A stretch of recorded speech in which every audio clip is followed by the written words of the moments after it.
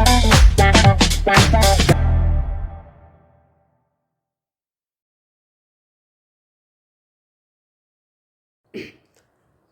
Students, motion chapter 8 part 7। आज motion का हम last topic circular motion discuss करेंगे। तो सर्कुलर मतलब सर्कल, मोशन मतलब मूवमेंट ऑफ एनी ऑब्जेक्ट। तो इससे ही हम डिफाइन करेंगे कि जब कोई ऑब्जेक्ट जो होता है वो सर्कुलर पाथ में मूव करता है तो उसको कहते हैं सर्कुलर मोशन। अब सर्कुलर मोशन के टू टाइप्स होते हैं, एक होता है यूनिफॉर्म सर्कुलर मोशन, दूसरा होता है नॉन यूनिफॉर्म सर्कुलर मोशन। तो अगेन मैं आपको हमेशा बताती हूँ कि पहले तो आप वर्ड की मीनिंग समझा करिए, हिंदी मीनिंग। तो यूनिफॉर्म का मतलब क्या है? समान, सेम।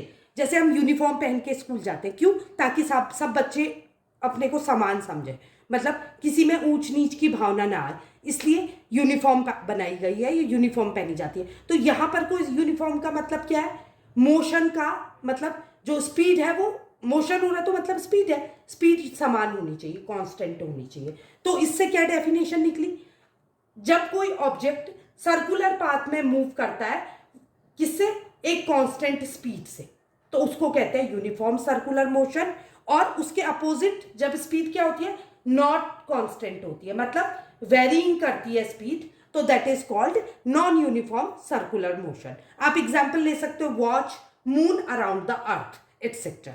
अब आपको मैं एक सिंपल एग्जांपल, पहले तो मैं आपको स्पीड और वेलोसिटी का डिफरेंस बताऊंगी। यहां पर को आपने वैसे तो पढ़ लिया कि एक स्केलर क्वांटिटी है, एक वेक्टर क्वांटिटी है, बट मैंने आपको हमेशा कहा है अगर फिजिक्स और मैथ्स समझनी है तो रटना नहीं है, उसके पॉइंट्स में डीप में जाके उसको समझने की कोशिश करिए। तो स्पीड और वेलोसिटी, ये स्केलर क्वांटिटी है, ये वेक्टर क्वांटिटी है, ये तो हमको पता है। बट क्या है इसमें? क्योंकि डायरेक्शन इन्वॉल्व है, तो स्पीड तो कांस्टेंट हो सकती है सर्कुलर मोशन की। अब आप बताओ कि क्या सर्कुलर मोशन की वेलोसिटी कांस्टेंट हो सकती है?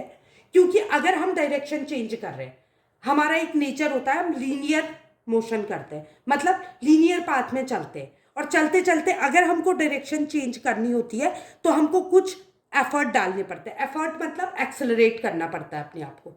तो एक्सेलरेशन जहां होगा वहां वेलोसिटी क्या होगी?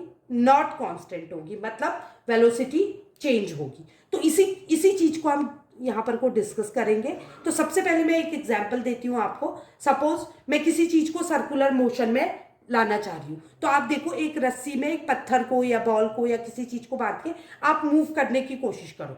तो जब तक आप हाथ को मूव करते रहोगे, हाथ से फोर्स आप एक्सर्ट करते जाओगे, तब तक वो ऑब्जेक्ट मूव होगा। जैसे ही आप हाथ को स्टॉप कर दोगे तो वो क्या करेगा? जिस पॉइंट पे आपने स्टॉप किया वहां से वो स्ट्रेट भागने लगता है। क्यों? क्योंकि आपके द्वारा पैदा किया गया एक्सेलरेशन खत्म हो गया, तो वो लीनियर डायरेक्शन में चले जाता है, लीनियर मोशन करने लग जाता है। तो टेंडेंसी क्या है?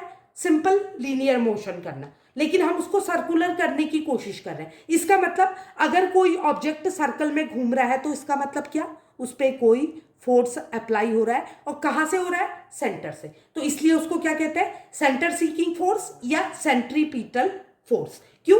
सेंटर से अप्लाई करके मैं पत्थर को घुमाने की कोशिश कर रही थी। अब इसका दूसरा एग्जांपल ले लेती हूँ। एक तो मैंने अपने हाथ का ले लिया, दूसरा हम फैन में ले लेते हैं। फैन में भी क्या होता है? सेंटर से क्या होता है? इलेक्ट्रिकल एनर्जी के द्वारा एक फोर्स अप्लाई होता है, जिसके कारण फैन सर्कुलर पाथ में मूवमेंट करता है। अनदर एग्जाम्पल आपको समझाने के लिए लेती हूं मैं।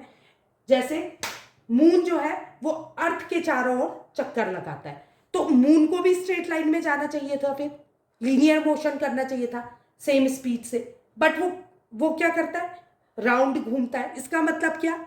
इसका मतलब ये है कि अर्थ के पास ग्रेविटेशनल फोर्स होता है, जिसके कारण अर्थ उसको उस पर एक फोर्स एक्सर्ट करती है, सेंटर की ओर खींचने की कोशिश करती है। इसलिए वो हर पॉइंट पे अपनी डायरेक्शन को चेंज करता है, वेलोसिटी को चेंज करता है। इस वेलोसिटी के चेंज के कारण वो सर्कुलर पाथ में अर्थ के चारों ओर चक्कर लगाता रहता है। अगर अर्थ किसी पॉइंट पे ग्रेविटेशनल फोर्स अप्लाई करना बंद कर दे तो उसी पॉइंट पे मून क्या करेगा? स्ट्रेट लाइन में आगे निकल जाएगा, वो सर्कुलर पाथ में घूमना बंद कर देगा। तो सर्कुलर मोशन किसके कारण हो रहा है? सेंट्रीपिटल फोर्स के कारण। क्यों?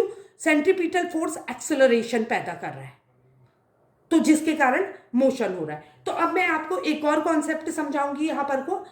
अगर आप एक एग्जांपल लो, यहाँ पर को मैंने कुछ फिगर्स बनाए हैं, इनमें से पहला फिगर देखते हैं हम, 4 लाइन फिगर है, इसको आप स्क्वायर बोल लो या रेक्टेंगल बोल लो। तो अगर एक ऑब्जेक्ट एक बार इसमें एक चक्कर पूरा करता है, एक राउंड लगाता है, तो एक राउंड लगाने में उसको 4 बार डायरेक्शन चेंज करनी पड़ेगी। ये पहला एग्जाम्पल हो गया। उसके बाद इस फिगर में क्योंकि 5 लाइन्स का फिगर है, तो ऑब्वियसली 5 टाइम्स ऑब्जेक्ट क्या करेगा, अपनी डायरेक्शन को चेंज करेगा। अब नेक्स्ट में 6 टाइम, 7 टाइम, 8 टाइम, 10 टाइम, तो एक कंडीशन ऐसी आएगी कि ऑलमोस्ट हर पॉइंट पे उसको अपनी डायरेक्शन चेंज करनी पड़ेगी, क्योंकि जो लाइन्स है वो छोटी छोटी छोटी होते जाएंगी। तो वो कंडीशन क्या कहलाएगी, सर्कल का फॉर्मेशन हो जाएगा। तो इसका मतलब क्या, सर्कल का जब फॉर्मेशन हुआ तो सर्कल का मतलब हो गया कि ऑब्जेक्ट हर पॉइंट पे अपनी डायरेक्शन को चेंज करेगा। तो इस पे क्या होगा, सेंटर से एक फोर्स एक्सर्ट होगा। अब आप सोचोगे कि अगर सेंटर फोर्स लगा रहा है, जैसे फोर्स कौन लगा रहा है, अर्थ फोर्स लगा रही है किस पे, मून पे। तो अगर वो सेंटर से फोर्स लगा रही तो फोर्स की डायरेक्शन कहाँ होगी। अगर मेरे सामने एक बच्चा बैठा है, मैं उसको अपनी ओर खींच रही हूँ, तो फोर्स कहाँ को अप्लाई करूंगी, मैं अपनी तरफ को।